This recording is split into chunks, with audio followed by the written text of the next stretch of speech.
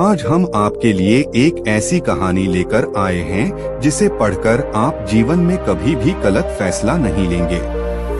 हमारा दावा है आपको ये कहानी जरूर पसंद आएगी और आप इस कहानी को अपने मित्रों को जरूर शेयर करेंगे। बहुत समय पहले की बात है, एक छोटे से राज्य में एक बौद्ध भिक्षु रहा करते थे। सभी जगहों पर उनके ज्ञान के बहुत ही चर्चे थे। हो भी क्यों ना, वह बहुत बड़े ज्ञानी थे। उनके ज्ञान के चर्चे उस राज्य के निकट के सभी राज्यों में होता था। उनके पास लोग दूर दूर से आते थे ताकि अपनी समस्याओं का समाधान प्राप्त कर सकें। उस बौद्ध भिक्षु के पास कोई कैसी भी कठिन समस्या लेकर क्यों न आए, वह समस्या का समाधान जरूर करते थे। जब भी कोई व्यक्ति अपनी समस्या लेकर उनके पास जाता, वह उस समस्या को बड़े ही ध्यान से सुनते और उसी में लीन हो जाते जैसे उनकी वह खुद की समस्या हो।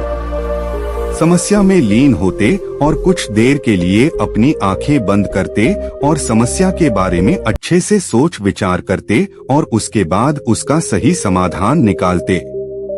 ऐसे में कई लोग उनके बारे में यह सोचते थे कि उनके पास कोई चमत्कारिक शक्तियां हैं तो कोई कहता दिव्य दृष्टि है जिससे वह समाधान पूछते हैं और उसके बाद हमें बताते हैं। जीवन में सही फैसला लेना सीखें। एक बार एक व्यक्ति ने उनसे यह पूछ ही लिया, क्या आपके पास कोई अद्भुत शक्तियां हैं या कोई दिव्य दृष्टि जिससे आप हमारी किसी भी समस्या का समाधान देख पाते हैं या फिर पूछ कर बताते हैं?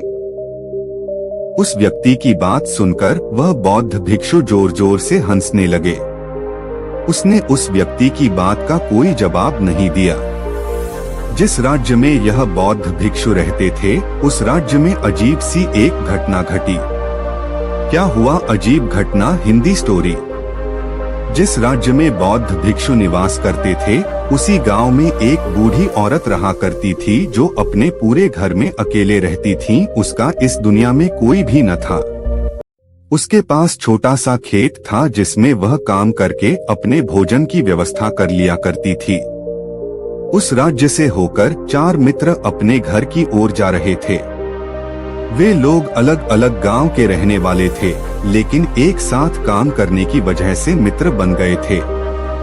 वे लोग 1 साल से दूसरे गांव में काम करके पैसे इकट्ठा करके अब अपने घर जा रहे थे।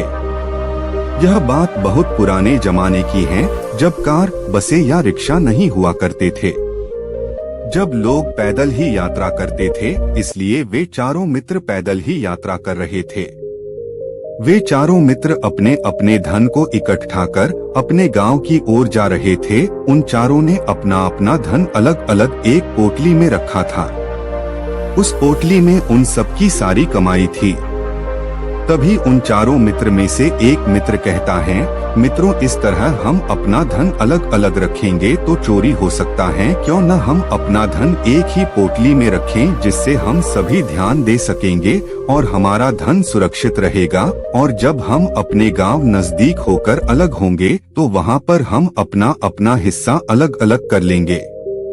उस तीनों मित्र ने उस युवक की बात मान ली और वे सभी मिलकर अपना धन एक ही पोटली में रख देते हैं और वे सभी मिलकर अपने गांव की ओर आगे बढ़ते हैं। चलते चलते काफी समय बीत चुका था और अब रात होने वाली थी। तभी आगे बढ़ते हुए उन्हें एक घर दिखाई दिया, जहां वही अकेली बूढ़ी औरत रह रही थी। रात्रि का समय भी हो चुका था और इन चारों मित्रों को ठहरने के लिए कोई जगह चाहिए थी। इस पर वे चारों मिलकर योजना बनाई कि वे इसी घर में रात बिताएंगे। उन चारों लोगों ने उस घर की ओर बढ़ते हुए दरवाजा खटखटाया। तब वह बूढ़ी औरत ने दरवाजा खोला और उन मित्रों में से एक ने हाथ जोड़कर कहा, माताजी, हम अपने गांव की ओर जा रहे हैं, लेकिन रात हो गई है और हम इतनी रात में सफर नहीं कर सकते। हमारी आपसे विनती है कि आप हमें एक रात यहाँ ठहरने की अनुमति दें। सुबह होते ही हम चलेंगे। बहुत सोच विचार करने के बाद बूढ़ी औरत कहती है, तुम सभी आज रात के लिए यहाँ पर रुक सकते हो। बूढ़ी औरत ने सबके लिए खाना बनाया और उन्हें पेट भरकर खिला दिया। इसके बाद उन मित्रों ने धन की पोटली उस बूढ़ी औरत के हाथ में थमा दी और कहा, माताजी, इस पोटली में हमारी साल भर की कमाई है। हमने अब तक का सब धन इसमें रखा है और अब हम इसे आपको सौंप रहे हैं, क्योंकि यह चारों से अधिक आपके पास सुरक्षित रहेगा। हम बस इतना चाहते हैं कि यदि हम चारों में से कोई एक व्यक्ति लेने आए तो आप इस पोटली को मत देना जब तक हम चारों एक साथ लेने न आए। तब वह बूढ़ी औरत कहती है, ठीक है बेटा, जब तुम चारों एक साथ मेरे पास इस पोटली को लेने आओगे तभी इस पोटली को मैं दूंगी। वह धन की पोटली उस बूढ़ी औरत को देकर चारों मित्र बेफिक्र हो जाते हैं कि अब उनका धन सुरक्षित है और वे लोग खाना खा गहरी नींद में सो जाते हैं। अगली सुबह जब वह चारों उठते हैं तो सभी लोग अपनी आगे की यात्रा के लिए तैयारियां शुरू करते हैं। उन चारों दोस्तों में से एक दोस्त थोड़ा सा बदमाश था। वह अपने उन मित्रों से कहता है, भाइयों, इस बूढ़ी औरत ने हमारी रात भर खातिरदारी की है, हमें भोजन कराया है, सोने के लिए अच्छी बिस्तर दिया, रात को सर ढकने के लिए छत दी है और हमने अब तक उसके लिए कुछ नहीं किया। वह बूढ़ी औरत अकेले ही खेतों में काम कर रही है।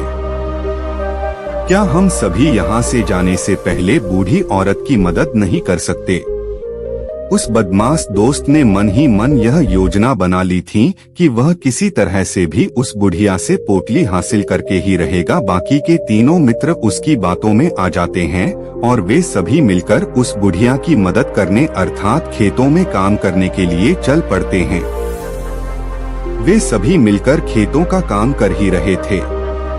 काफी देर काम करने के बाद वह बदमाश दोस्त अपने बाकी तीनों मित्रों से कहता है, मित्र, मुझे जोरों की प्यास लग गई है, मैं जरा उस बूढ़ी औरत से पानी मांग कर लाता हूँ। वह बाकी मित्र भी अब काफी थक चुके थे, उन्हें भी जोरों की प्यास लगी थी, इसलिए वह तीनों मित्र उसे वहाँ से जाने के लिए कह देते हैं, साथ में पानी लाने को कहते हैं।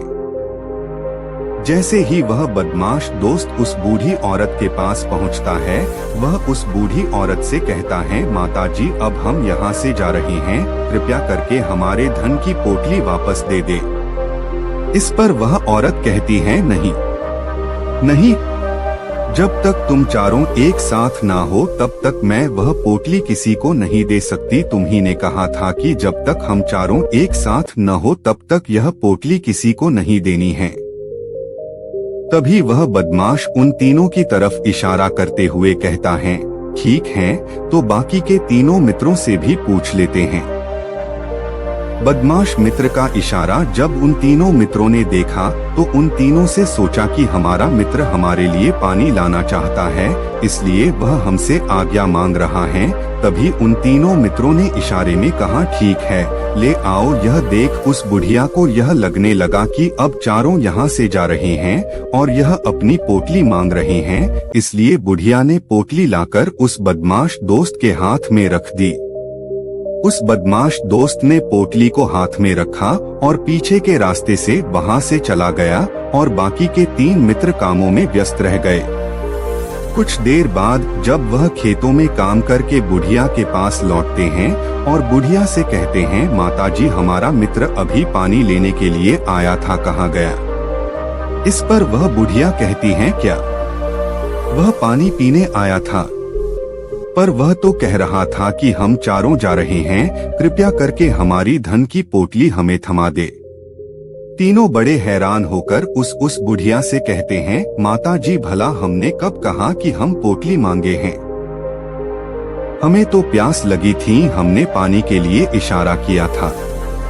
तभी बूढ़ी औरत उन तीनों से कहती है, परंतु अब तो वह पोटली लेकर जा चुका है। तभी वह तीनों मित्र माथा पकड़कर रोने लगते हैं और कहते हैं, माताजी, उसमें हमारा सारा कमाया हुआ धन था, वह अकेले लेकर भाग चुका है। हमने तो आपको कहा था कि जब तक हम चारों एक साथ न आए तब तक आपको वह पोटली किसी को नहीं देनी है, फिर आपने ऐसा क्यों किया?